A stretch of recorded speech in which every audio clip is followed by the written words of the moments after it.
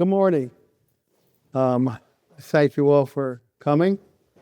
I think Baba Basra, Ish Neichlin, sensitizes us to the area of Yerusha and Achla, and the purpose this morning is to sort of delve into it a little bit more with its practical applications.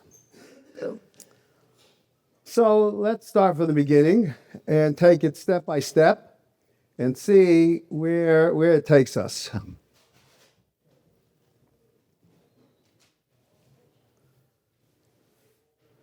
All right, let's start from the beginning. Basic rules, some of the basic rules that we have to understand before we start. And those who are deep into the daf are familiar with this. First of all kinship is determined through paternal relationships. Translated, that means that you're related through your father, but not through your mother. And a relationship that is derived from a mother is not in the Parsha of Yerusha. So, for example, a person has a half-brother. The half-brother is a shared father, full Yerush. Person has a half-brother through a shared mother is a non-Yerush. He doesn't inherit at all. That's step number one. Step number two is that we have a drush in the Gemara that says Ayin Olav. Ayin Olav teaches us that not only do we look at who might be next in line, as we'll go through in a moment, let's take the obvious case of a son, but Ayin Olav says not only are we looking at the son, but if the son doesn't survive, then are there any derivatives, any descendants of the son? So the issue would be, for example, if a person dies, leaves a son, but the son predeceases him, does that mean the son is off of the chart? The answer is no. Because if the son leaves a descendant, that descendant is in place of its parent in this case, and it will become the Yerush. We'll give you some examples in a moment. Let's just look at generally the priorities. How does the Torah set up the priorities of Yerusha? So we know that in the first instance, it's the son, but the son also means the son and the descendants of the son. And as we will see, descendant of the son could mean a daughter, effectively the daughter of a son. So if a person dies, has a son, but that son predeceases him, but leaves a daughter, that daughter is in place of her father and receives the inheritance. Let's go on. So we have a son, and all of its descendants are the first level. The second level is the daughter. When there is no son, there's nobody of an equal level, there's no son or descendants of a son, then the daughter is next in line, and the same rule applies. Same rule applies, it's the daughter and any descendants of the daughter. So that if the daughter, although predeceased, then leaves either a daughter or a son, or beyond that, grandson, great-grandson, doesn't matter. So Ayin Olav tells you that once you establish the right, it follows through, and it goes through to the descendants. No son, no daughter at all. So who's next in line? Father. The father is the next in line, but the father also has the same rules. We'll see a little bit more about that in a moment. But that includes the father, and if the father's not alive, then the father's descendants. Well, that would be our decedent siblings. That would be his brothers, his sisters, depending on who was left. If there's only brothers, so then the brothers would get it. No brothers, then a sister would fall in place to inherit. And then the rule is that we effectively go up the line. And what we do is we go up the line, we start with father. If the father is not available, there's no descendant of the father. Father's not alive, no descendant of the father. Then we go up to the grandfather. And we do the same thing. We drop the lines. We say, is the grandfather alive? Grandfather will inherit. The grandfather's not alive, so then who are the grandfather's descendants? So let's assume for a moment the grandfather had two sons. Okay, so each of those two sons, which would be what? Our decedent's uncles, they would be the ones who would inherit.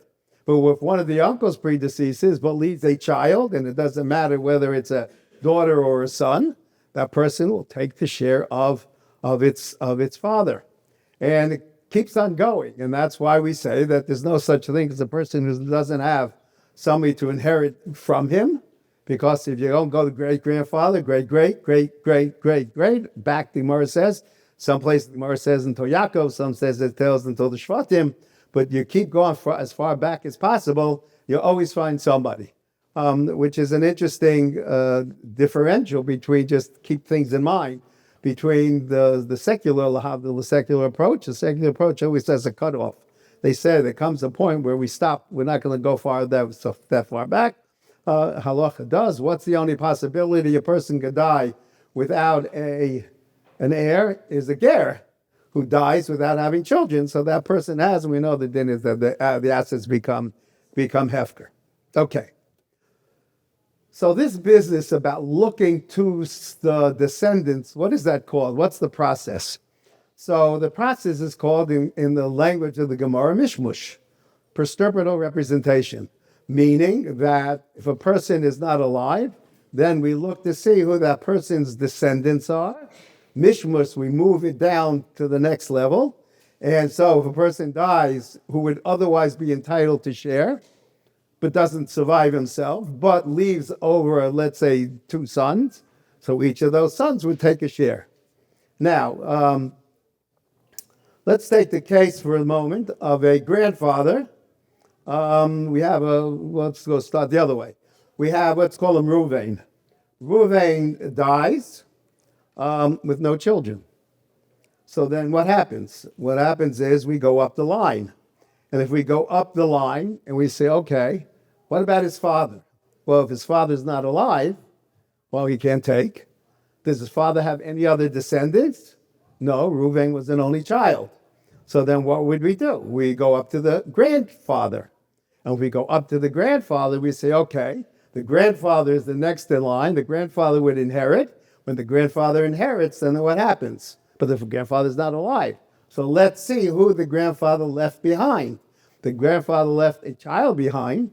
So let's say a son. So then that is our Reuven's uncle. That uncle would inherit. So that's the process. You follow the flow. You follow the flow from the deceased up to first the son, assuming no son or no descendants. Then you start going up the line. You go up the line first to father. Well, if there's nobody else to take on the father, through the father, you take it one step further. Then it goes to the grandfather. So in this case, it would be who would be the Yerush? The Yerush would be an uncle. Well, what happens if the grandfather only had a daughter? Well, the aunt would be the Yerush, right? That would be the basic thrust of how mishos works. But you really have to follow follow the line up and down again. Now, there's some interesting sidebars that come out of that. What happens if the grandfather, in our case, died owing money, but without money to pay for it? Owed money, but had no money to pay for it. So if our Reuven, his grandson, dies, what happens to the state? What happens to his funds? There's a flow that we have to follow. And that flow says we go up to the father, the father's not here. We go up to the grandfather. Well, the grandfather's not here, but the grandfather is represented by his son, by the uncle. What happens? Well, it gets caught first at the grandfather level.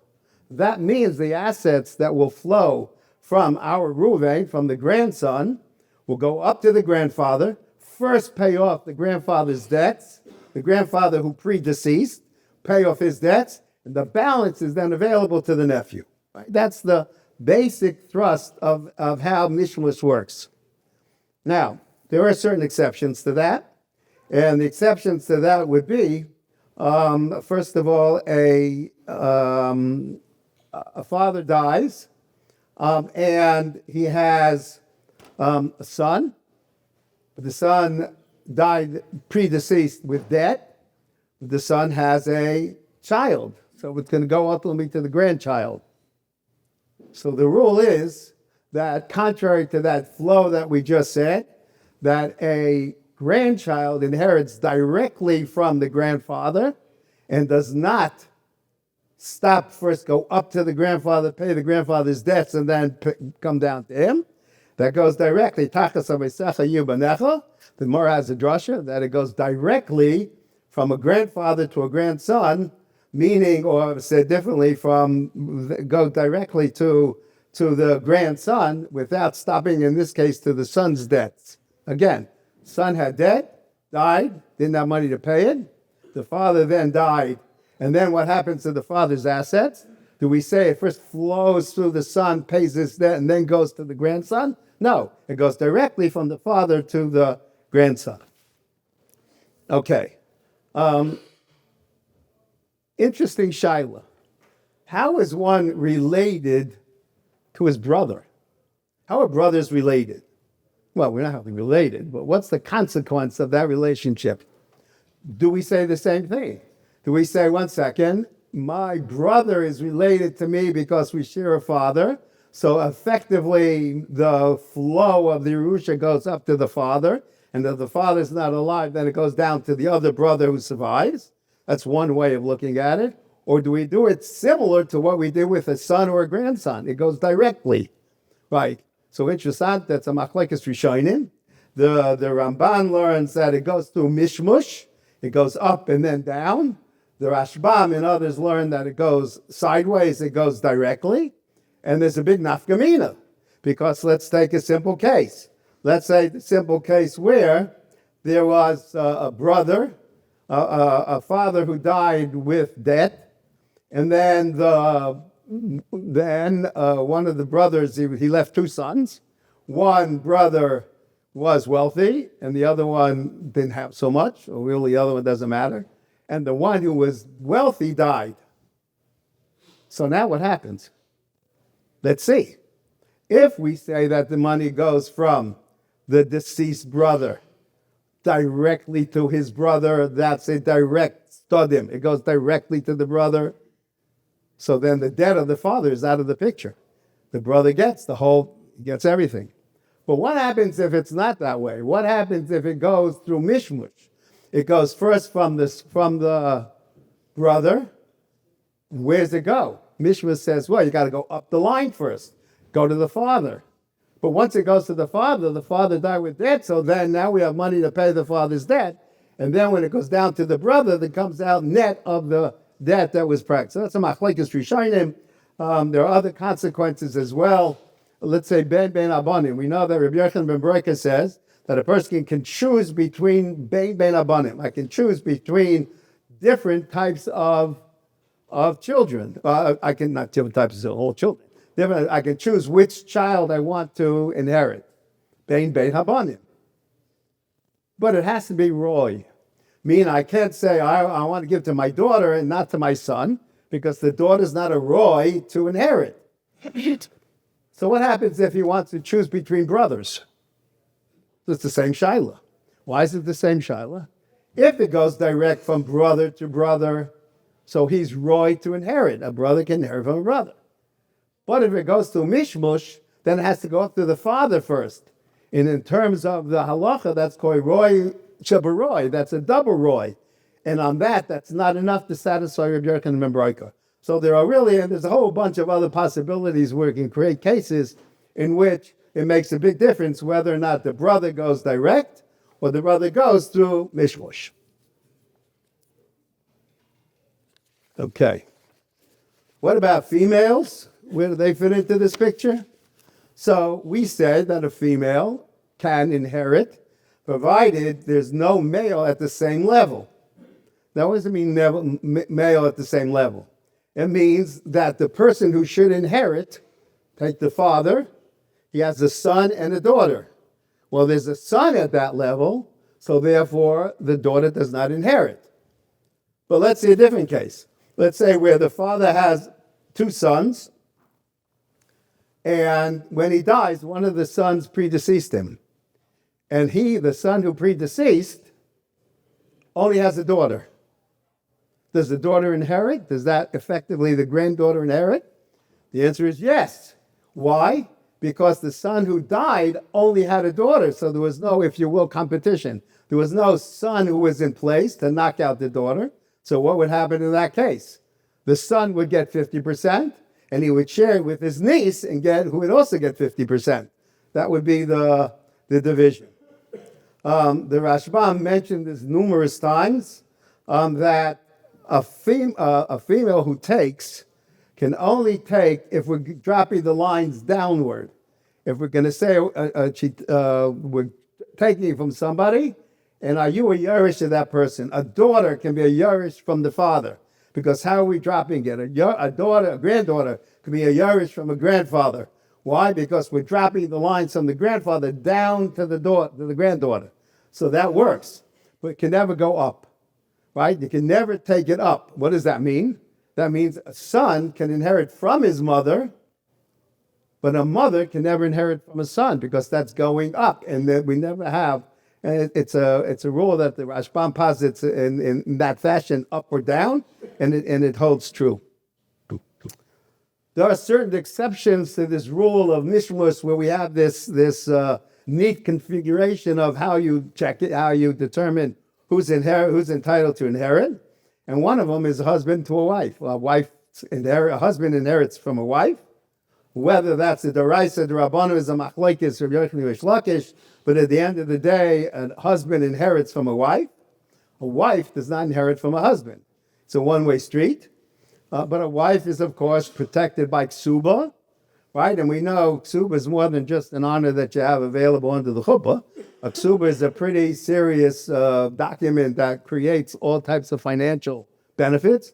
Ksuba requires that, for example, the estate takes care of the spouse, the wife. It gives her a place to reside. The residence has made support, maybe health benefits. And we know that we know that the minor children of the wife are also cared for. We have those gezeras, and more than that, we know one of the Tanai Ksuba is that a daughter gets Isser Nechasim. That when a daughter gets married, an unmarried daughter who is a Yisayma, her father dies. So when it comes time for her to get married, she gets Isser Nechasim. She gets a tenth of whatever the value of the property is left at the time for her dowry, for her benefit. So there are things that the wife gets, but not directly a Yerusha from the husband. It doesn't. What's the other exception generally? The other exception is a bakar, because the bakar gets pishnayim. We'll talk about more of that in a moment. Okay, there is one rule that applies to both the husband's right to inherit from his wife and the right of a bakar to inherit a pishnayim. When we say a bakar pishnayim, we're talking about the chelik of the pishnayim, not the chelik of pashut. Chelik pashut means that which he shares equally with his brothers, and then the double portion is the bakar portion. And that is, there's a rule that in either case, or better said, in both cases, the rule is it's only on that which is muksik and not which is roy. What does muksik mean? Muksik is as it sounds. It means it's a vested possessory interest. What does that mean? It means that you have it in hand. It's not something that's coming to you. It's not something that's a future interest that I'm going to get in the future, but something that I have in hand now. So what are the classic cases? The classic cases would be money that's due. Somebody has account receivable, or business's account receivable, or a person has a loan receivable. Doesn't have it in hand. Somebody has a right to collect. That money is called roy. And a wife who has a receivable and dies, the husband does not get that asset. Who gets it? Her yarshim. Who would be her yarshim? Well, we'd follow the same general rule. Does she have a son? Does she have a son? Does she have a daughter? Then down. Then it goes back up, and then it goes in the same routine. Okay. Some other examples. So loans are easy. What about a bank account? So a bank account legally, in legal terms, is called the shows in action. Shows in action means when I deposit $1,000 into the bank, I don't have $1,000 in the bank. I have a note that says that if I want at any time, I can go to the bank and they will repay me the $1,000 I deposited with them. So I don't have anything. What do I have? A right to collect. It's a loan receivable. So therefore, bank accounts are not subject to bakar, and a bank account that a wife has, the husband is not entitled to take that. Is that universally true? Maybe not. Eretz Yisrael, they have a het iska. So in Eretz Yisrael, you have a het iska. So what does a het iska do? It converts what is otherwise a loan into a partnership. So a partnership is muksik. I own the partnership. I own a part of the property. If I'm a partner with you, we each own an undivided share of the property itself.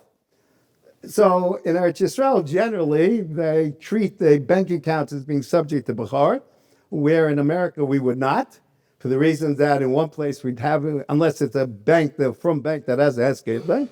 Interesting sidebar to that is how much should be considered iska and how much of it should be called. Typically, after iska says, I'm taking half of it is this way and half of it is that way. Half of it is a partnership and half of it is not. And if that's the case, how much of it should really transfer? Do I say that the whole thing is considered a muksik and therefore 100% of it is transferred? Or we'd say only part of it? It's a shaila. It depends on, there are different cheetahs and exactly how you would deal with that. Some other items, let's say a government bond. You'll say a government bond, that's absolute no. We know government's going to pay their bonds. So therefore, maybe that should be muksik. There's a Nodi Yehuda.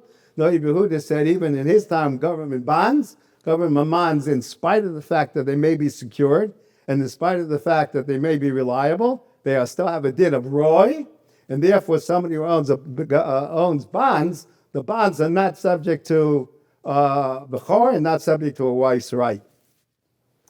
What about currency? Does currency have any intrinsic value? The answer is no. It's simply a piece of paper. But the value that it has, which makes it into muksuk, is legal tender. I'm going to buy something with it.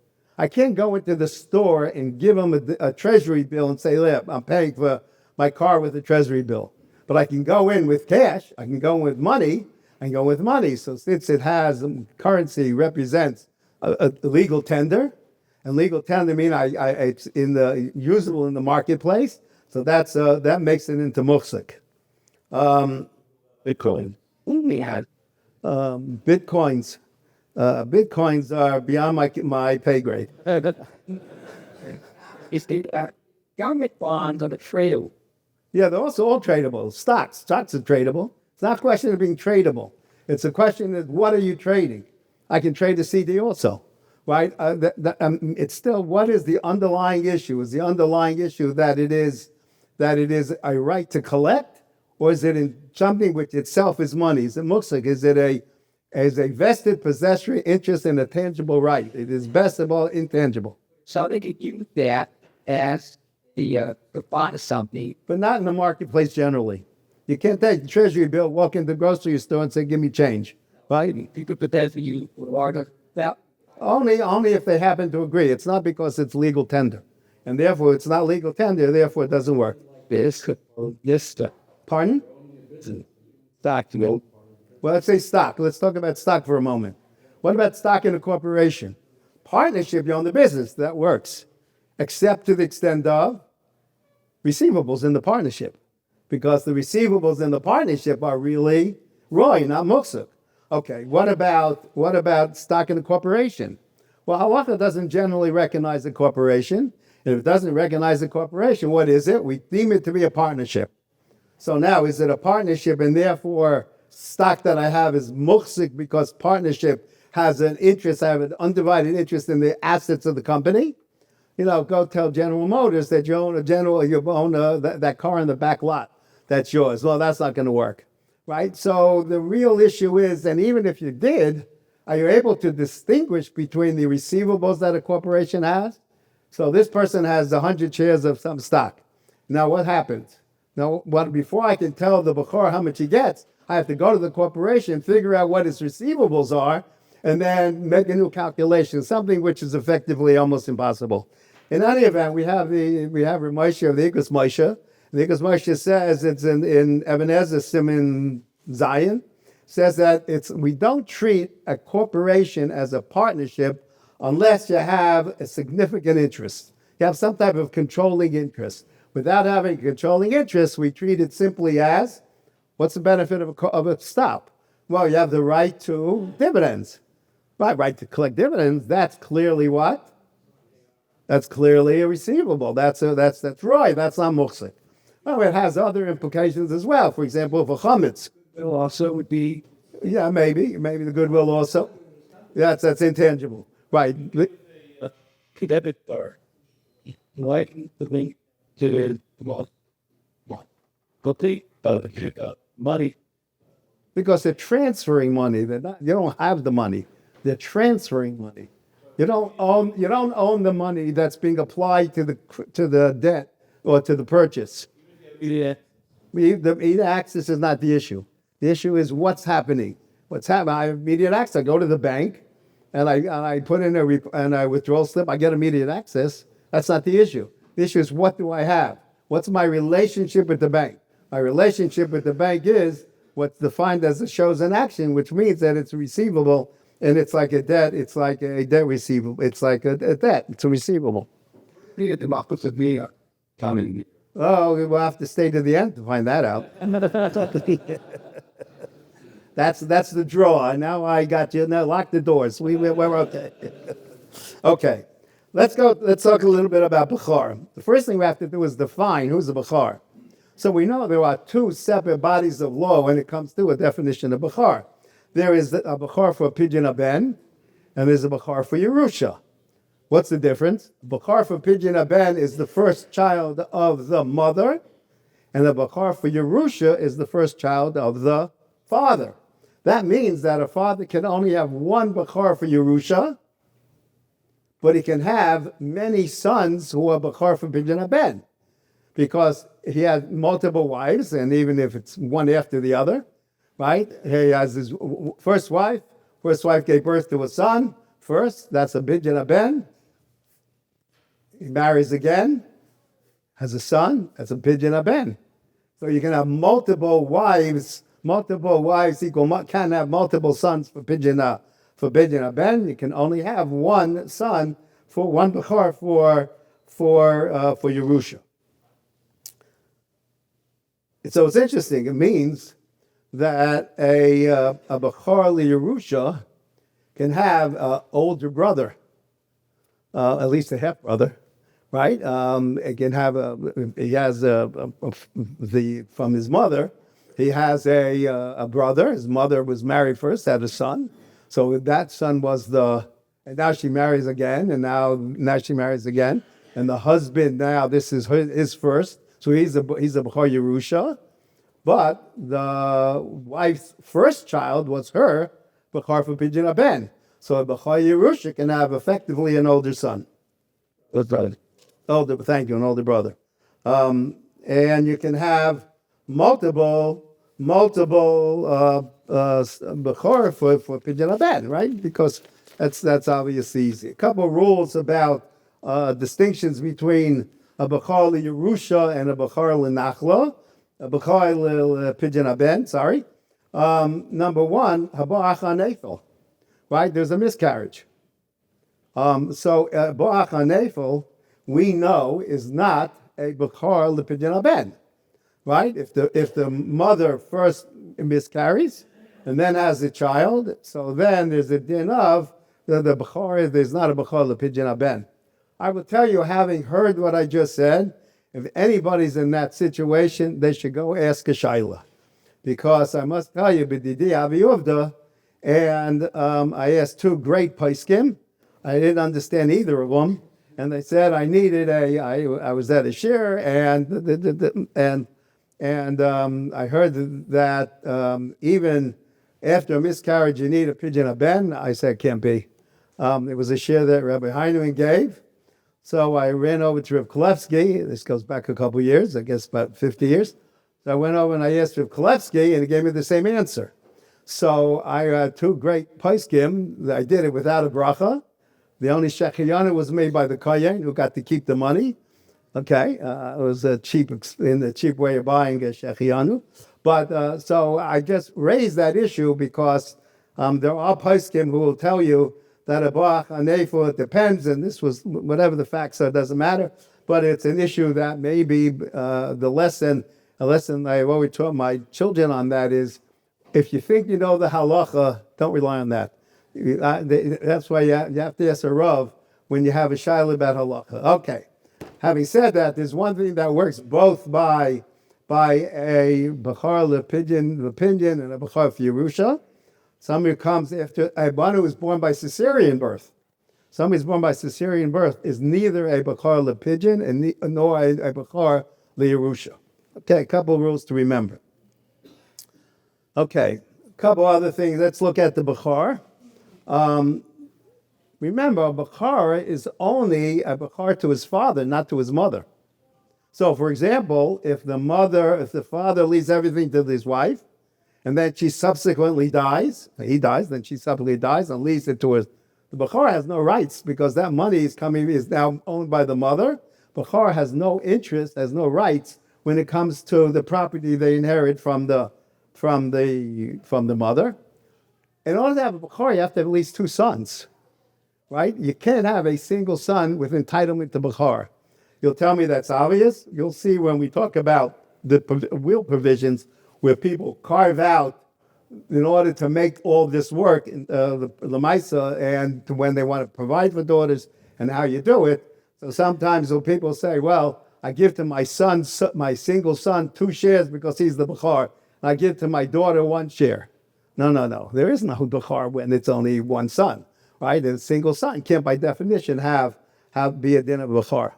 We've already seen that a bakar has to be muhsik, and then there's the issues about at what time, right? What happens if at the moment that the person dies, it's worth X dollars, and by the time they make division, it's worth Y? Does it make a difference whether or not it's produce or whether or not it's natural or whether or not it's addition?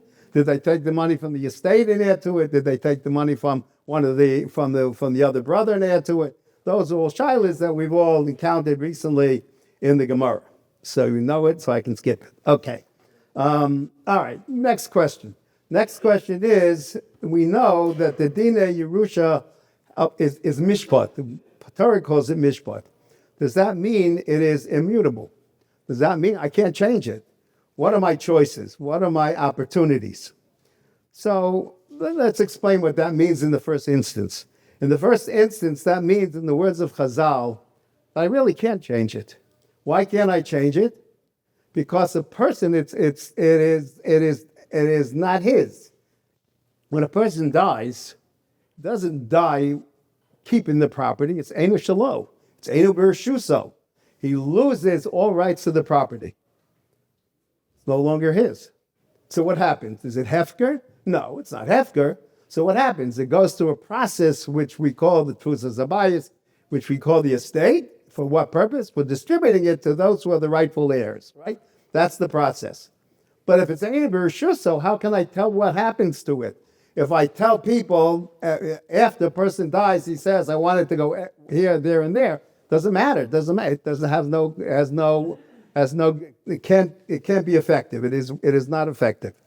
There are, however, really 2 exceptions. One exception is the law that we mentioned before of Yechon ben Bereika. Rabbi says that you can give ben abonim. I can choose, right? And I can choose which son I want to give things to. Now, does that work with Torah's Yerusha? Or do I have to do that with a matana, a mechayim, which we'll see the ultimate way of doing it? If I do it by matana, I don't need a Yechon ben Bereika. I can give it to anybody. I can give it to my neighbor. But if a Yechon ben Bereika is telling you halacha, he's telling you halacha it works with Torah's Yerusha. However, he comes to that conclusion. But the end of the day is that's one exception to the rule. I can designate one son versus or multiple sons or unequal sons, with the exception of bakar. I can designate sons, and they all work with Torah's Yerusha. There's one other exception, an exception that we've seen a lot in the Gemara, and that's a shkim meirah. Shkim meirah is a person who is dying, and we say that a shkim meirah can make a declaration. I want my property, and he divides up the property, and even without a kinyan. In fact, with a kinyan makes it more complicated. We saw the Gemara. What happens if a shkim meirah adds a kinyan? Is he making it into a mountainous bari? Is he making it into only enhancing the Mad Shkimera, that was the Shaila in the Gemara. But okay, so a Shkimera makes a statement and divides up his property. Now, when does that come into effect? Only after he dies. Right? That's sort of an exception to our rule that we just said. Normally, we said you can't control anything post-death, but a Shkimera, the rules of Shkimera say, yeah, they take effect. Two consequences. Number one, if it's Omad, since it only takes effect after he dies, if he's recovers from his illness, so he gets it back because it only took effect at death, right? So, and the rules of Shkimera are particular. And remember that has to be of everything. If he only gives parts of it, so then it doesn't have the same rules as Shkimera, then he needs a kinyan. Okay, well, those are the particulars. Okay. One question that you have to ask is if we're dealing with the requirement of Yerusha, one question we have to ask ourselves is what property is subject to Yerusha? Is everything that a person owns subject to Yerusha? Are there exceptions? So let's see. For example, joint property. Person goes, buys a house jointly with his wife, puts in tenancy by the entirety, a particular type of tenancy in which the husband and the wife each deem to own 50%, or said betterly, they own an undivided interest in the whole of the property, but they each have an interest, or joint property that's not tenancy by the entirety, they each deem to own 50%. Is that a Yerusha problem? Do I have to do something in order to allow my wife to get the property that's that way titled? And the general answer is no, that's not really part of our issue. Why? Because it is currently owned by both. So currently owned, part of the ownership, in the instances of part of the ownership, is the fact that at the passing of one, the 100% goes to the other. So that's not a Yerusha issue, and therefore jointly held property is not part of the equation of how we deal with Yerusha. Life insurance. Is life insurance subject to Yerusha? Well, you could say that who really pays the beneficiary? Is that money coming from the insured, or is it coming from the insurance company? Who's paying it? Whose obligation is it to pay? You're not inheriting it from your father. You're inheriting it from the insurance company that your father paid to give you something. And therefore, that should be the proceeds are being distributed not as an inheritance, but rather directly from the insurance company, its obligation to pay you, its contractual obligation to pay you. So that's not included in Hilchos Yerusha. Whether or not there's a difference between a term policy and a whole life policy. For example, a term policy has no present cash value. So maybe the father really has no interest in it that he's giving over. Does it make a difference if it's a whole life policy where there is cash value and now you own something in it? So part of that you're really getting from the father who could have withdrawn his cash policy. No, it's a big discussion about the multiple botei dinim and how they would approach it. The bottom line of it is anytime you have a suffix, when we end up doing what we'll do, when you wait until the end, then you'll see that we have to make sure to cover all these cases where it's even a suffix as well. So you're right now. What's that? What? We're talking about whether it's subject to forget. There's no bakar. It's not a question of roya muhsid. We're talking about whether or not it is Yerusha or not, right? And whether or not, for example, I name my daughter as the beneficiary of my life insurance policy. Is that an issue of Yerusha? Is that not an issue of Yerusha? No, it's not an issue of Yerusha, and therefore I can do that. But recently, I had cases based on second law. Number 3 tenancy is all these states like you mentioned are in second law. So I'll be assuming that because it's still not a big. Not because the kinyanim are such. When two people buy something together in halacha, it's recognized they both own a share. Right? The halacha recognizes that. Halacha recognizes that share. When by insurance, it's not a question of the secular law that you have it's that we look at it and we say, whose obligation is it? Where's the money coming from? Halacha says, oh, that's not coming from the father, that's coming from the insurance company. What about trusts? What about a trust?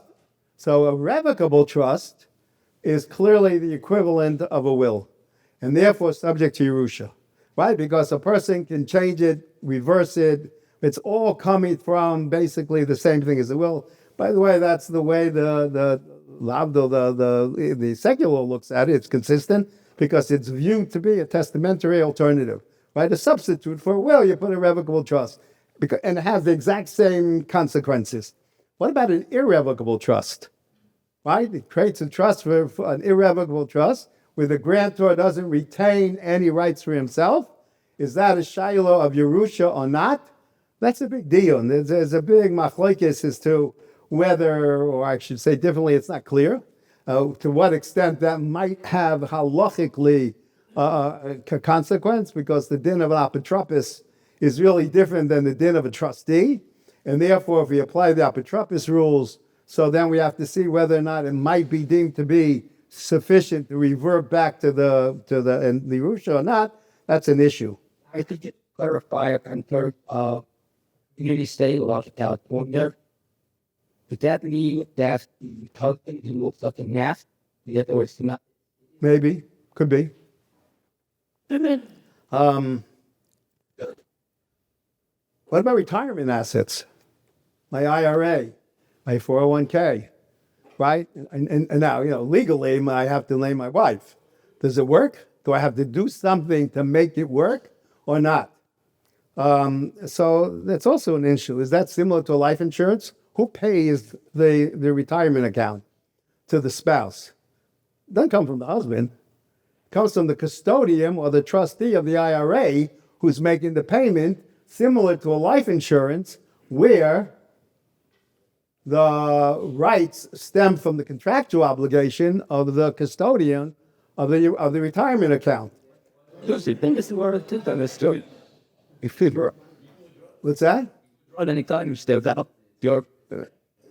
Again, you can, and that's the other shaila. If you can withdraw it, that's why it's a shaila, right?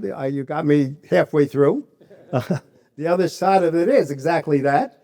And the other exactly is that maybe because you can withdraw it, maybe that's similar to the case, let's say, life insurance with term policy. It's another issue that is somewhat open. Okay. Whole life, right? Okay. What's the other main way in which property is not included in Yerusha? When you make gifts. You make a gift, right? When you make a gift, you buy a birthday gift for your daughter. Is that doing away with Yerusha? No, the answer is gifts are not Yerusha. They will see whether or not a person can make a gift of all his property or not. Is that work or doesn't it work? But let's take a look. Okay. So lifetime gifts, pre-death gifts, are effectively a way in which a person can alter, better said, cannot encounter the Dina Yerusha. You're not altering the Dina Yerusha. You're not encountering it. Why? Because you gave it away prior to the Dina Yerusha attaches. Now, there have been really two basic ways to approach this as a means of allowing me to give, in the first instance, maybe everything to my wife, and if not, then to have my sons share with my daughters. And there are two different ways. The first way, the oldest way probably, is the Shtach Hatzi Zachar. Now, the Shtach Hatzi Zachar says, I'm going to give a half a share to my daughter. Now, when did that come about? I saw a lot of people having discussions about when they thought it started. There's a Stechemed that I found that said that it was something that Rabbeinu Gershon created. And that makes a lot of sense, because what did Rabbeinu Gershon do? Created the first major shidduch crisis, right? Now, 1 second, only one wife. So now what happened? How am I going to get my daughter married? Who's going to want to marry my daughter? Right? There are not as many suitors as there used to be, because it used to be a person going to have multiple wives. Now we're going to have one wife. So he created this concept called Shtach Hatzi Zachar. And Shtach Hatzi Zachar says, I'm going to give half a share. So if I'm going to give a half a share to a daughter, what does that do? I say to the potential son-in-law, listen, or the suitor, I say, listen, I put it on the resume, and I say, listen, my daughter, she's going to be entitled to a half a share, How about coming over and dating my daughter? See, let's take a look at that. So that was something to incentivize somebody to marry his daughter. That was the purpose of it, right? That was the purpose of shtar chatzizacha. Okay, the question is, how does it work? What are the mechanics and how it works? Now, the way that it was worked traditionally was by a shtar chayvus. We know that debt generally precedes Yerusha. So a person dies with debt. Where does the money go first? It goes first to pay the debt. Fine, pays the debt, and then what's left gets divided up. There is a way in which a person can create debt, and that is with the shtar chayvus. We know that the din is that we say that a person hoidos bal din is kamei eidin dami. A person says, I owe money. Now, how does that work? So, for example, he has a son and a daughter. Let's make it simple. He has a son and a daughter. He wants his son to treat his sister nicely and that they should divide it equally. So how do you do that? So I go over to my son in this document and I say, listen, truth be told, I have $1 million to as my Yerusha. By the way, did I mention to you that I was machayev myself $2 million to your sister? So what will happen? That's a debt. And it's a debt that has priority. But I make it a conditional debt. And the conditional debt is, but if you treat your sister the way I asked you to treat your sister under the documents that I've done, so then I'm avatul the debt. That's the basic thrust in which it works, right? That's your shtar chayvus. Now, what's the important thing in that? The most important thing in that is you pick a number that's higher than any asset that he has. You know, it may be $1 million works for some, it may be $100 million works for others. I wrote one recently where the number that I used was $500 million because we wanted to make sure that the son didn't say, I'll pay off what you left and I'll get the rest. Right? So you have to make sure that the number is high enough. And who do you say it to? You say it to, I tell the son or the Yerush that if you treat your mother or you treat your brother correctly or your sister correctly, so then I'm avatal it. Okay, so that is one way of doing it. Actually, well, if you the son, yeah, that's yeah, practically, yeah, which raises one of the shilas, and one of the shilas is what happens if the son is a minor. So how can he be voluntarily give it up? So you'll tell me it doesn't really matter because it'll all go to the daughter, and the daughter will then share with her brother. Okay, that's a leap of faith. But more importantly, what happens if he only leaves a minor son and a minor daughter? So nobody can give to anybody else. So that's why that's a little bit problematic. It has its limitations, and that's one of the limitations. There was a limitation, a historic limitation, and the historic limitation was that it would have defeated marital deduction for estate tax purposes. Why? Because on the estate tax regulations, if you have a condition preceding that before the spouse can get the share, even if it's met, it still defeats the marital deduction. So marital deduction had to be absolute at death without being dependent on any. No, they changed the regulations. I don't think they changed the regulations because they wanted to use shtar chatzizacha or shtar chayvus, but that no longer became a problem, so it became more usable. What is the other alternative? The other alternative is a kinyan.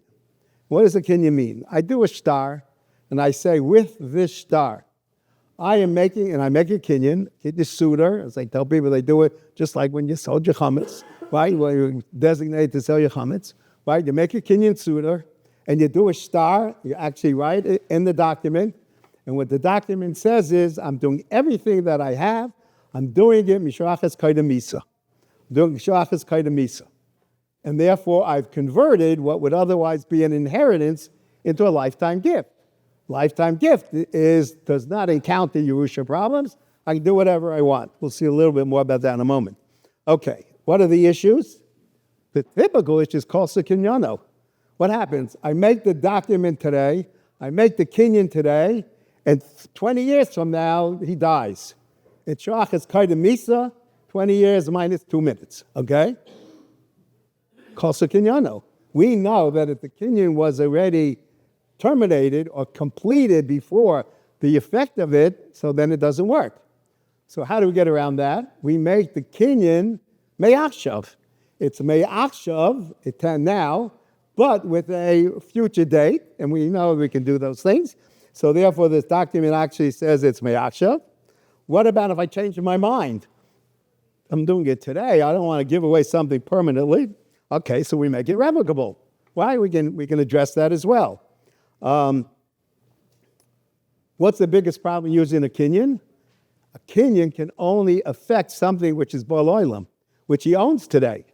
If I make a kinyan and tomorrow I get property that I don't have today, the kinyan can't affect something that I got tomorrow.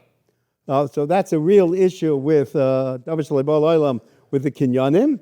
So when we use kinyanim, we really tell people, okay, you're using kinyan, you got to come back every once in a while. That's my business, the plan. You got to keep coming back, and you make out a kinyanim from time to time. You make the kinyanim.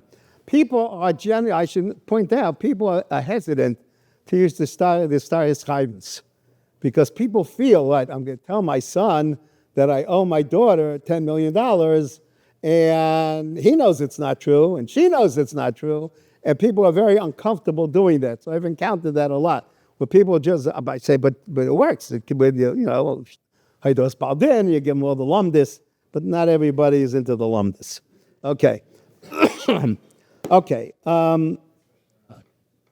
Now, because we had cases before which were unclear whether or not they should or should not be included in probate or included in Yerusha, maybe life insurance, maybe retirement plan. So this kinyan that you would do, or you would make sure that it covers all types of property. I'm not relying on the fact that, no, life insurance, my whole life in powers is not included. Maybe it is. Maybe I made a mistake. Maybe I didn't do it. So therefore, you make sure to cover as wide a range as you can to include all property. Okay. The real question is, one practice, what's the normative practice? So the normative practice is that person leaves everything to his wife, and if the wife doesn't survive, to his children equally. Now, children equally, we'll talk about that a little bit more in a moment, but is that something which is appropriate or not appropriate? If we said there's a shtar chatzi zocher, it's now a shtar zocher shalem. So today, and there's been a Rav Moshe talks that does it, I have a shtar that Rav Moshe wrote for somebody. I don't have the original, I have a copy of it, where he takes the person in his own handwriting, and he takes his Yerusha, and he says, for the person who he's writing it for, I divide it up into 3 equal shares, 1 share for my son, B'taras Yerusha, and 1 share for each of my daughters, B'taras Matana. Right? I had no problem giving him a full share. Today, I know that Reb Shach told somebody, Rabbi Shlanga told me this, that he asked Reb Shach what to do, and Reb Shach told him, you treat daughters equally. And I think today, that is the normative practice, to treat daughters equally. If one son doesn't want to do it, whatever, nobody's going to throw stones at them, except maybe the daughters. But the halacha is, the practice is now. But the question is, how? So you thought, no problem. I made a matana. I'm going to use one of these processes. The problem is we have a Mishnah in Bava Basra that says, "Ein ruach chacham neichen imenu." We're not happy with this. Now, what does that mean? Does it mean it doesn't work? Or does it mean that we don't have the chachamim lining up and applauding? So if it's just that, well, who wants the chachamim being on the other side of us, right? So what does that mean? So the Rishonim even talk about it. Lemiri says that means if you leave the real Yarshim penniless, you don't give them anything, so then it's ein ruach chachamim neichen imenu. But if you leave them something, so for example, you share the Yerusha with son and daughter, so then there's no problem in doing that. what happens? What do you have to leave? An appropriate share. So an appropriate share, you have to figure out what's appropriate. There's some sofer you know was against doing this altogether. He says there's a case where somebody, he writes this in the truth. He says somebody came to him, he wanted him to write him up a document. He said, don't come to me, I don't want to have anything to do with it, I don't like it, right? Okay, but at the end of the day, he knows it works. So if he knows it works, so he said, what is the appropriate amount? A money yafa. Well, I'm not sure that advances us how much we actually know at the moment, but a yama yasa, there's a tshuva from Rav Moshe, but it was in 1966, so you have to apply a number. He said $1,000 is a money yafa. The practice, the best practice today, I think, is that what they do is in the will, they carve out svarim, to which my son, the bakar, says, svarim, that's it? No. But you get these svarim, and don't look at Dov, he's not the bakar. So that's the typical provision, and the provision might say, I hereby leave my svarim. I divide them up. I have 2 sons, so I divide it up into 3 shares. My son, the bakar, I give 2 shares to, and the son, my non-bakar, I give 1 share to. Or I have 5 children, and I have 2 sons and 3 daughters, and I divide it up with maybe no bakar, and then I give 2 shares to my sons, b'toras matana, b'toras yerusha, and I give the other shares, b'toras matana, to my daughters. Now, when you go back to the kinyan that you wrote, you got to be careful, because you got to say, I'm giving you everything b'toras matana.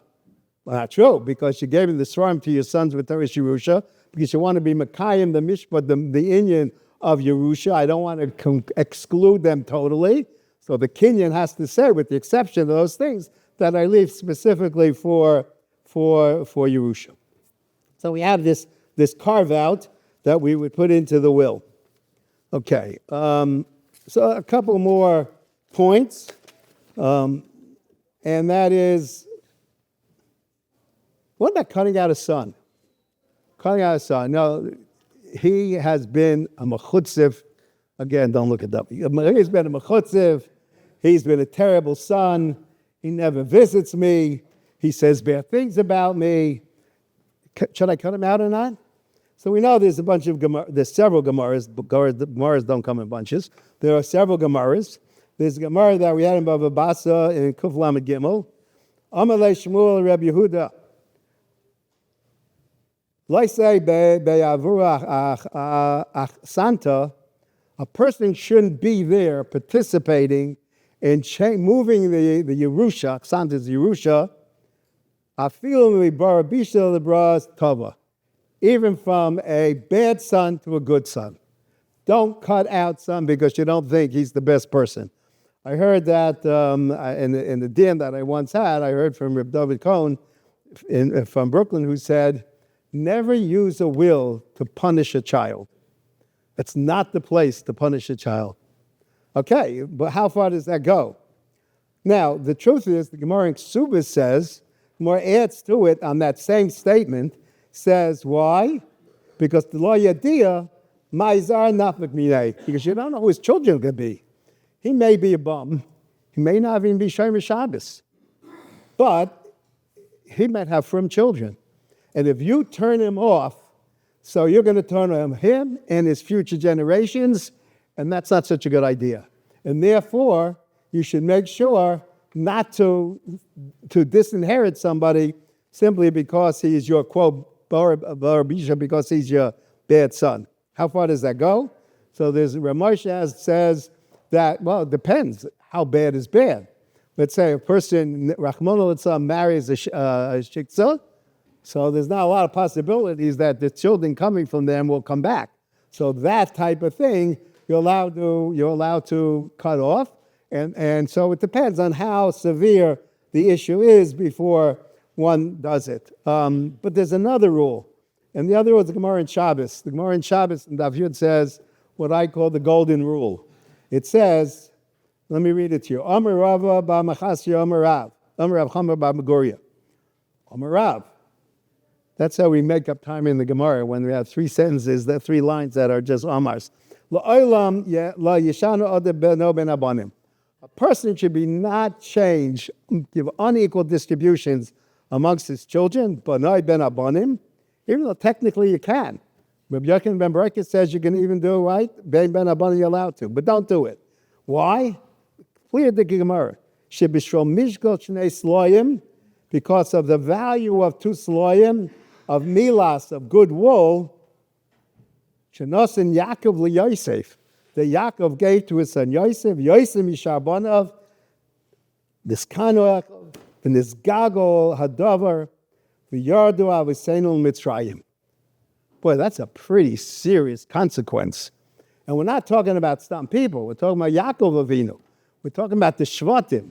The Gemara uses that as the symbol, it uses that as the paragon of saying, listen, look at this. Things can happen. And I say this to people all the time when they come up with this great plan they have. One should think long and hard before they make unequal distributions amongst their children. It is something that really something needs to think long and hard about. We have this Gemara. We have just generally the Santa that you should be careful on how you do with it. Okay. Allocating based on financial needs, like some children are successful, some are not as successful. So the only thing that you really see that the halacha addresses, and I will tell you that my rule in that is, it's never how much I get. It's always how much did the other one get. You're talking about kinna, you're talking about jealousy, you're talking about creating strife. Don't say, I don't need it, but and therefore I'm going to give you less than him. It's not how much he got. How much did the other one get? That's the point of this right. Where do we see that in Allah, that the Svarim do talk about possibilities? If a person is really needy, not just one has more than the other, if a person is needy, or son is a Talmid Chacham, he's learning in Kollel and he doesn't have two prutas to put together, so maybe there's a reason. But I always tell people in that situation that the first thing you should do is you should go to the son who's the wealthy son and say, I'm thinking about doing this, what do you think? If you do it in a way that he participates, so it's easier to deal with. Again, when there's only a real need. It's not an actual being mishana, because you're not going to one specific son and saying, I'm giving it to him. You're doing it based on need. So therefore, it could be this son, it could be the other son. And yeah, it could, right, it could be, but in terms of, right, but again, Layishan Adam, you are changing it you're making a change. And that's what the Gemara says. Be careful doing it.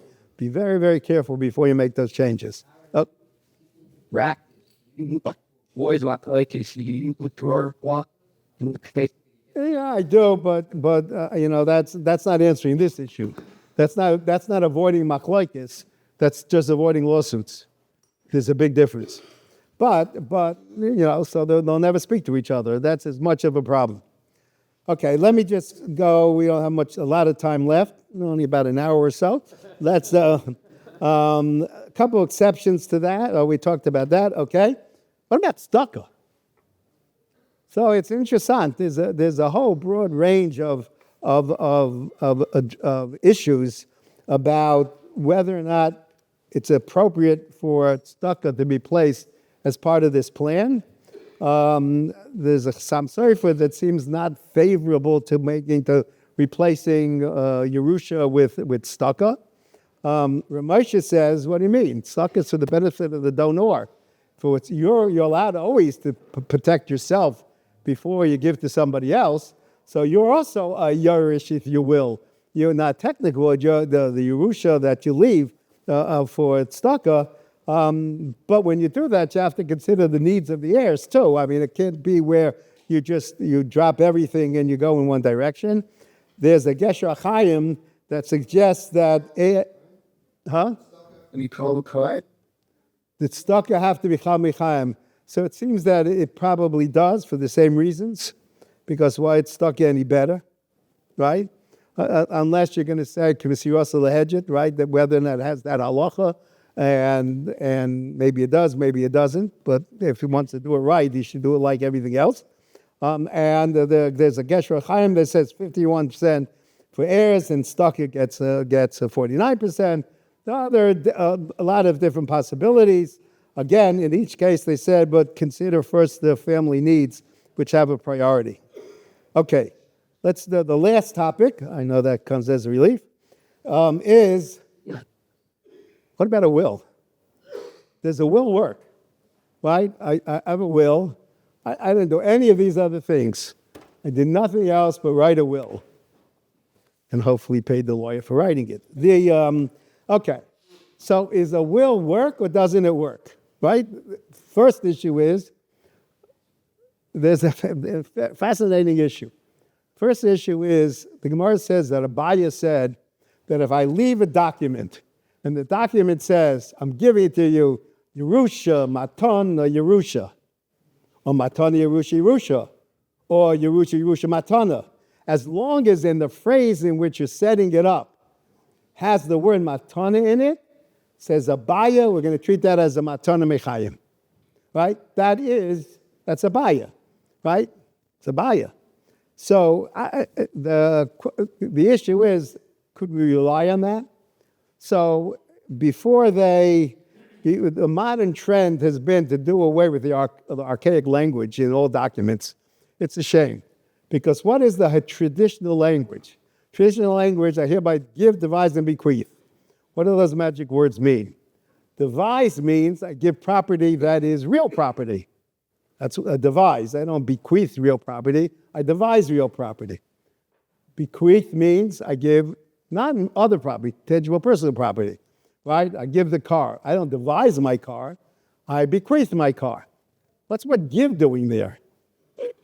I suggest to you that when wills became something that had legal consequence, it went through the religious courts, the ecclesiastical courts, and it was developed from that, and there were all types of consequences as a result of that. In Cain, it could absolutely be that's Abaya. Abaya is saying, I give, devise, and bequeath. Why? Because I've now converted what would otherwise be a Yerusha into a Matan. Would I rely on that? No, but it's sort of an interesting sidebar. However, there's a tshuva from Ramosha. The tshuva of Ramosha says that maybe you can rely on the will. Why? Because Moshe says like this. What happened to the mitzvah of the Kaim Diri Ames? We have a rule, mitzvah Kaim Diri Ames. Okay, but there's one condition on that, and that is hushlish al pishlish. You got to give the property to somebody, right? I take the property, I give it to you to hold, and I say I want it to go to my daughter. Okay, that mitzvah Kaim Diri Ames, that works. What does it mean hushlish al pishlish? So typically it means I actually give it. Ramosha says, Hushas al pishlish is just another way of saying you need Gemiras Das. I need to show that there's Gemiras Das. So, first of all, the combination of Dina de Machus Dina, coupled with the seriousness with which people would go to a lawyer and sit down and work through a will, itself evidences Gemiras Das. And if it evidences Gemiras Das, shouldn't that be sufficient to allow a standard secular will to make the case? Now, mitzvah Kaim Diri Ames does not necessarily mean you can enforce it. However, mitzvah Kaim Diri Ames, it carries with it some serious an onus that you have to deal with. You have to be prepared to not do that. The same issue about kibbut aveim is a subject. Maybe kibbut aveim was supported. You have to do it because that was Papa's desire. But that's not really true because that comes from who? Whose money is it that you have to use for kibbut aveim? The father's money, right? Mishalim, not his. So this is already his. You're the Yerush. It's not your money. The father doesn't benefit from the fact that you were because of that. So maybe that doesn't work. But the emes is that Ramosha Takta, there's a Radvaz that says the same thing, by the way, and therefore there is something to rely on. So just to conclude, I would tell you as follows. Relying on this Ramosha, Ramosha is Ramosha. We know he needs to support Ramosha, but if you ask me, do Batei Dinim generally follow it? Rarely. So it means that a person has to really give consideration to when giving consideration to one of these other things. Of course, he could put all his property jointly, and he took care of the problem anyway. But the other choices are doing a shtaris chayvis, doing a kinyan, doing a document that allows you. No, it's not part of the will. The will is done independently, and independent of that, you do a kinyan, so that's going to work. You have to make sure that everything is lined up. But it's something that a person should do to make sure that he covers, because nobody wants to violate the mishpat of Yerusha. Right? Yerusha is elevated to mishpat, which makes it in din. And if it's in din, so nobody wants to do that. And I don't want to give 100% away by way of matana, because then I haven't satisfied that mishpat. Where's my chelik in the din of mishpat? I want to make sure I do that. So I take away something, I give away something. Some people like to weigh away money. But you can't give away, if you have a bakar, you give away cash. Well, maybe if they put cash, and I have this with people's wills, some say, here, I'm giving you cash, and this is the cash that can be used for this Yerusha bakar business. You can do that. You can do that with other assets. You have to make sure that it's not roy, but it's muksik. If there's a bakar, if it's no bakar, then you decide if you want to equalize everything absolutely. So you make the some teres matanis, some teres Yerusha. All of that works. And I'm just going to add one other thing that people think, what do I need a will for? Well, who needs that? Now, unless you think this is just, putting out my business card. No, what I mean to say is that the truth of the matter is people have to consider it for a lot of reasons. People with young children, if chas v'shalom something happens, who's going to be the guardian? Right? Husband and wife both have to agree on who it should be. If not, then there's a dispute. The wife's named guardian said, no, I was supposed to be. I have a mitzvah, I have to carry it out. Husbands, no, so they have to be the same. But it means it has to be somebody who's designated. What happens if a person leaves young children and then there's no trust that's created for them in a will? What happens to the assets? It gets subject to the court. The court appoints a guardian and it has to be subject to a guardian proceeding. Whenever you say the word court, it's the worst way of going. There are a lot of reasons why a person should give consideration. And the truth is that a person who dies without having taken care of any of this and not even having a will, then what's his Yerusha possibilities? Right? We know there's been situations, and we have to deal with it, where a person died, did not have any provisions, even didn't have a will, and he left minor children. Well, you can't have mechilo of minor children. How do you deal with it? Is the minor son going to take everything? Subject to suva rights, okay. But with everything else, how do you deal with it? And you should know that you can't sell property of a minor, right? You need an apotropos. It has to be so. You have to hold it until the minor becomes of age, right? All types of problems that can arise when people do not pay attention to this issue. I suggest that they do. And I've run out of time. Plus, I thank you for your attention, and I'll be glad to answer any questions that you might have.